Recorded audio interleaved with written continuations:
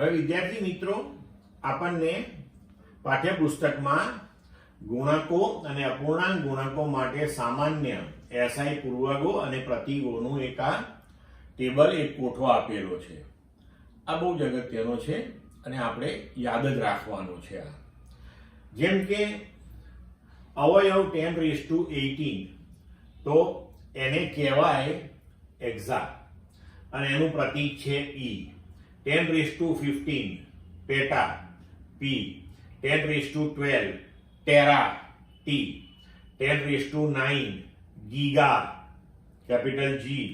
10⁻6 mega capital M. 10⁻3 kilo small k. 10⁻2 hecto small h. 10⁻1 deca DA. 10⁻−18 atto A. 10⁻−15 femto small f. 10⁻−12 pico small p. 10⁻−9 nano small n. 10⁻6 micro mu. 10⁻−3 milli small m. 10⁻−2 centi small c. 10⁻−1 deci small d. હવે આ એટલા માટે મિત્રો આપણે યાદ રાખવાનું છે કે તમને જ્યારે દાખલાઓ પૂછવામાં આવે છે એની અંદર જ્યારે જે ભૌતિક રાશિઓ તમને આપી હોય છે ત્યારે તે ભૌતિક રાશિઓના મૂલ્યો તમને આવા પૂર્વગો સાથે આપવામાં આવે છે. એટલે કે ધારો કે આપણને એમ કહ્યું હોય કે અંતર એ 5 કિલોમીટર છે. હવે કિલોમીટર એ એસઆઈ એકમ નથી, બરોબર? તો હવે કિલોનો મતલબ શું થાય? તો કે 10⁻3.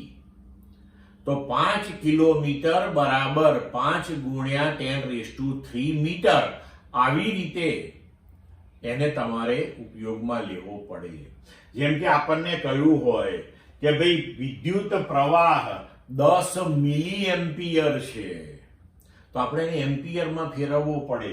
તો મિલી એટલે 10⁻³ એવું યાદ હોવું જોઈએ આપણને, બરોબર? તો આપણે લખી શકીએ કે 10 × 10⁻³ એમ્પિયર. એટલે પૂર્વગોને દૂર કરીને પછી એસઆઈ એકમમાં જ્યારે તમે એ ભૌતિક રાશિને લખો ત્યારબાદ જ તમે એને દાખલાઓની અંદર ઉપયોગમાં લઈ શકો છો. અને એવું કરીએ તો જ આપણા દાખલાનો આન્સર સાચો આવે, નહીતર કોઈ દિવસ આવે નહીં. એટલે આ ટેબલ, આ કોઠો ખૂબ ઉપયોગી છે અને આ તમારે એકદમ સરસ રીતે ગોખી રાખવો પડે. ક્લિયર મિત્રો? તો આપણું ચેપ્ટર પૂરું થયું.